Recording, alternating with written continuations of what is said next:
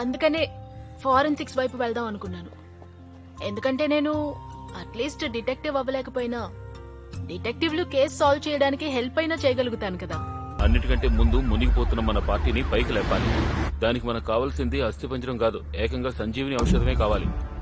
సంజీవిని ఔషధం ఏమంటున్నావు నువ్వు? అవును, ఆ రోజు హనుమంతుడే లేకపోతే లక్ష్మణుడి ప్రాణాలు గాల్లో కలిసిపోయేవి.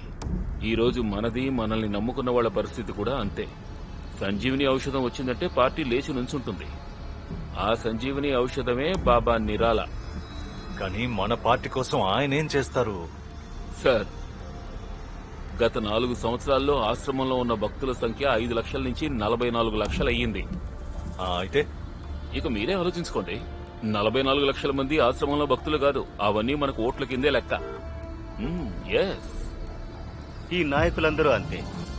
అవసరం ఉన్నప్పుడు ఒక్కడూ రాడు, గుర్తు చేయడానికి మాత్రం మాటిమాటికి వస్తారు. మీ ఆ పూర్వ ముఖ్యమంత్రి హుకుం సింగ్ బాబాజీని కలవాలనుకుంటున్నాడు కదా?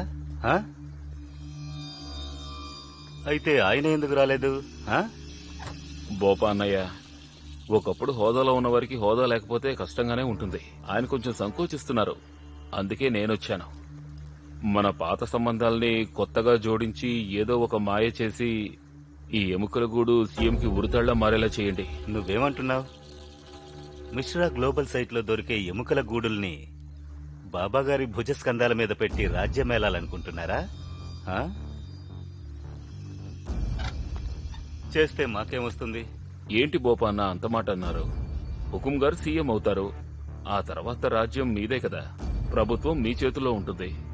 ఆ తర్వాత ఆశ్రమానికి మొత్తం అడవిని అలాట్ చేసేస్తాం. నువ్వు డైరెక్ట్ గా ఎలక్షన్ గురించి మాట్లాడొచ్చు కదా. ఆ ఎముకల గూళ్ళని బాబాజీ తలకెందుకు కట్టబెడుతున్నారు?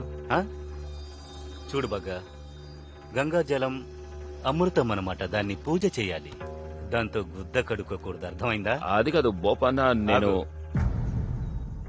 సరే పాత సంబంధాలున్నా ఎలా వదులుకోగలం? హెల్ప్ చేయాలి కదా. ఇలా చూడు, వచ్చే వారం ఆశ్రమంలో పెద్ద సభ జరగబోతోంది. 4-5 లక్షల మంది తప్పకుండా వస్తారు. హుకుం సింగ్ ని తీసుకురా, మాట్లాడినట్టు ఉంటుంది, బాబాజీ ఆశీర్వాదం కూడా ఇప్పిస్తాం. సంతోషమే కదా? బాబాజీకి జై. బాబాజీకి జై. పని ప్రారంభం అవడానికి ముందే మూతపడిపోయింది ముఖ్యమంత్రి గారు. హుకుం సింగ్ మా ప్రాణాలు తీసేస్తున్నాడు. ఇది హుకుం సింగ్ ఒక్కడి వల్ల అయ్యే పని కాదు, తప్పకుండా ఇందులో ఇంకొక రస్తం కూడా ఉంది. నిజమేనండి, హుకుం సింగ్ మనుషులు బాబా నిరాల ఆశ్రమం చుట్టూ తిరుగుతున్నారు. అక్కడేదో పెద్ద డీలే జరుగుతుంది. ఈ బాబాకి అర్థమయ్యేటట్టు చెప్పాలి. దమనియా గారు, మీరు పని చేయండి, మీరు భారీ ఓపెనింగ్ ఏర్పాటు చేసుకోండి. అలాగే రండి.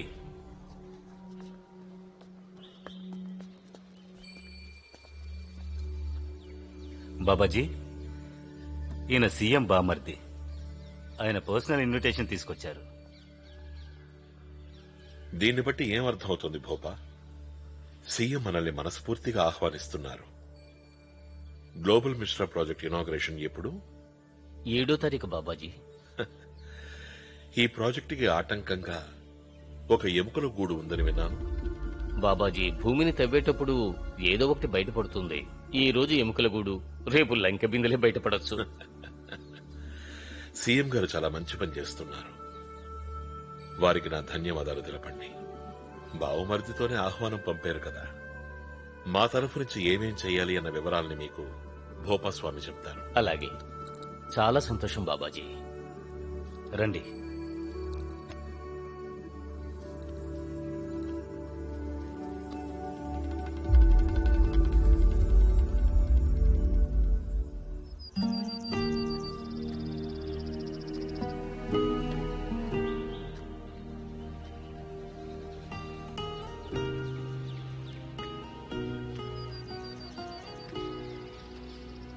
ఒక్కసారి బాగా ఆలోచించుకో పమ్మి.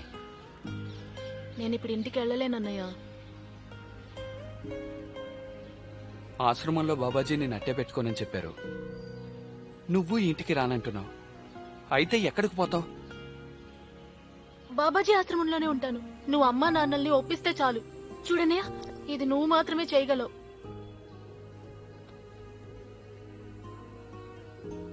కాదు కూడదని బలవంతం చేస్తే నీ ఈ చెల్లెలు ప్రాణాలతో ఉండదు. ఎందుకే నువ్వు ఇంత మొండిదానిలా మారిపోయావు? నేను అనుకున్నది జరగాలి.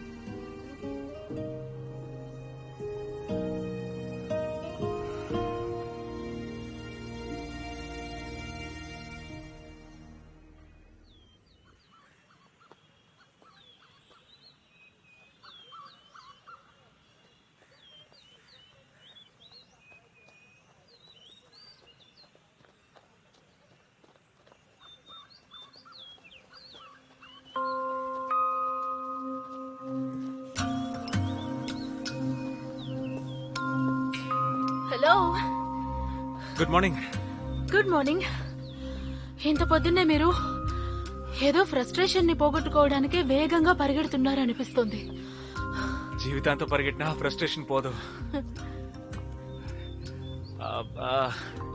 ఇప్పటి వరకు 2-3 సార్లు మనం కలిసాం. ఎప్పుడు ఫార్మల్ ఇంట్రడక్షన్ ఇవ్వడానికి మీరు అవకాశం ఇవ్వలేదు. సో మేడం, నేను Ujagar Singh, SI, state police. Doctor Natasha Kataria. Pleasure to meet you. మీరు కొంచెం ఎక్కువ ఫార్మల్ గా మాట్లాడుతున్నారు. మీరు వద్దంటే మాట్లాడలేండి. Actually if you don't mind, మీ కథ ఏంటో కొంచెం చెప్పండి. అంటే I mean, I have been in the force for some time now, but never came across a lady post mortem specialist. Normally you know, I know, మామూలుగా lady doctors ఎక్కువగా ఈ cardiologist లేదా చైల్డ్ స్పెషలిస్ట్ లేదా ఎక్కువగా ఈఎన్టీకి వెళ్ళిపోతుంటారు. మా parents కూడా అదే చెప్పారు. మీకు పట్టుదల ఎక్కువ, ఇంకో ప్లాన్ వేసుకున్నారు, రైట్? యాక్చువల్లీ నాకు చిన్నప్పటి నుంచి డిటెక్టివ్ స్టోరీస్ అంటే చాలా ఇష్టం. గూఢచారి నవలన్నీ చదువుతాను. ఇన్ఫాక్ట్ నేను పోలీస్ అవుదాం అనుకున్నాను. ఎందుకు జాయిన్ అవ్వలేదు? మా ఫ్యామిలీలో అందరూ డాక్టర్సే. ఆ ఆప్షన్ నాకు ఇవ్వలేదు.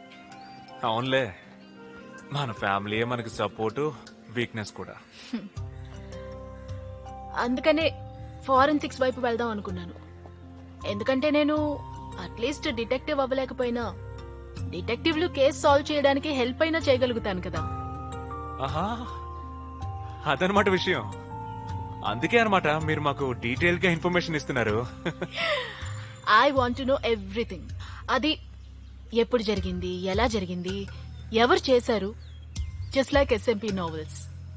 SMP? You don't know SMP?